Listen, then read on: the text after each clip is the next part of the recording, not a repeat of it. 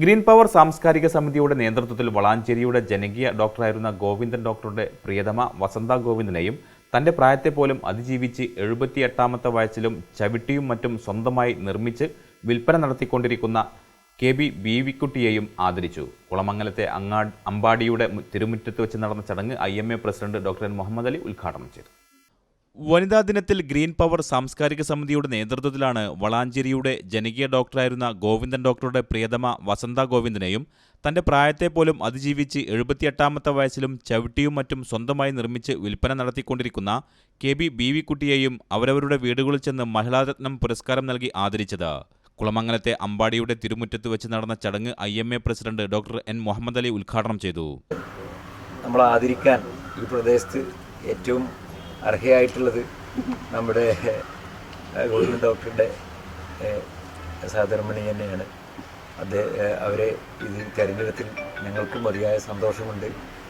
ലോക വനിതാ ദിനത്തിൻ്റെ ഭാഗമായിട്ട് ഒരു വനിതയെ ആദരിക്കണമെന്നുള്ള ചർച്ച വന്നതിൻ്റെ അടിസ്ഥാനത്തിൽ നമുക്ക് ആദരിക്കാൻ ഏറ്റവും പ്രധാനപ്പെട്ട ഒരു വ്യക്തിത്വം നമ്മുടെ സേവന രംഗത്ത് ഇന്ന് ഇവിടെ ഫ്രീ ആയിട്ടുള്ള ക്ലിനിക്ക് ചേച്ചി നടത്തിക്കൊണ്ടുപോകുന്നു. ഒരു വനിതക്ക്, ഒരു സ്ത്രീക്ക് അവരുടെ ഭർത്താവ് മരിക്കുമുണ്ടാകുന്ന ആ ഷോക്കിൽ നിന്ന് ആ ഡോക്ടറുടെ സേവനം ജനങ്ങൾക്ക് നൽകിക്കൊണ്ടാണ് പിന്നെ ചേച്ചി നമുക്കിടയിൽ ജീവിച്ചിരിക്കുന്നത്. അതേപോലെ തന്നെ ഡോക്ടറും നമ്മളോടൊപ്പം ഉള്ളത്.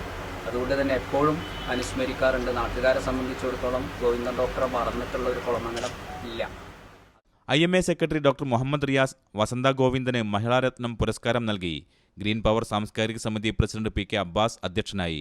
വളാഞ്ചേരി നഗരസഭ മരാമത്ത് സ്ഥിരം സമിതി അധ്യക്ഷ റൂബി ഖാലിദ്, കൗൺസിലർമാരായ K Siddique Haji, N Noushad, green power സാംസ്കാരിക സമിതി പ്രവാസി ഗ്രൂപ്പ് ഭാരവാഹികളായ Musthafa master, Muthu Salala, Nisar PT, Fazal Nalakath, Mansoor PT, Sulaiman CK, Shameer Ali, Younus Hudavi, Rafeeq PK എന്നിവർ സംസാരിച്ചു. News bureau, Valanchery.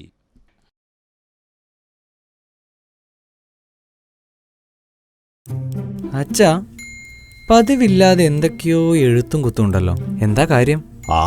അറിയാൻ പാടില്ല. എന്തോ കോളത്തിട്ടുണ്ട്. സാധനങ്ങൾ കുറെ ഉണ്ടെന്നോ പലിശ ഇല്ലെന്നോ വണ്ടി വിളിക്കണമെന്നോ ഒക്കെ പറയുന്നത് കേട്ടു. പലിശ ഇല്ലാതെയോ? വെറുതെ കിളി